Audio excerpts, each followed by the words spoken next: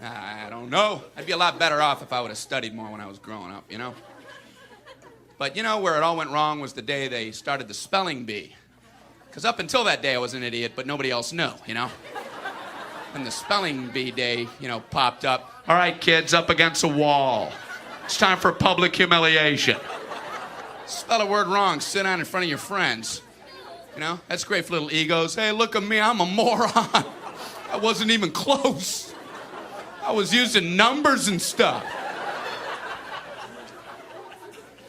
That's why I admired that kid who spelled it wrong on purpose so he could sit down, you know? He knew he wasn't going to win, so why stand there for 3 hours? First round, cat, K-A-T, I'm out of here. Then as he passed you, I know there's 2 T's. I remember my teacher asked me, Brian, what's the I before E rule? I before E, always.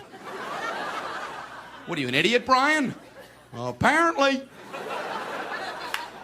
So she explains it, no, Brian, it's I before E, except after C, and when sounding like A, as a neighboring way, and on weekends and holidays, and all throughout May, and you'll always be wrong, no matter what you say. That's a hard rule. That's a rough rule. Plurals were hard, too. Brian, how do you make a word a plural? You put a S. You put a S at the end of it. When? On weekends and holidays. No, Brian, no, let me show you. So she asked this kid who knew everything, Erwin, what is he plural for? Ox. Oxen. The farmer used his oxen. Brian, what? Brian, what's the plural for box? Boxen. I bought 2 boxen of donuts. Oh, no, Brian, no. Let's try another one. Erwin, what is he plural for? Goose. Geese. I saw a flock of geese. Brian, what? Brian, what's the plural for? Moose. Moosin. I saw a flock of moosin. There are many of them, much moosin.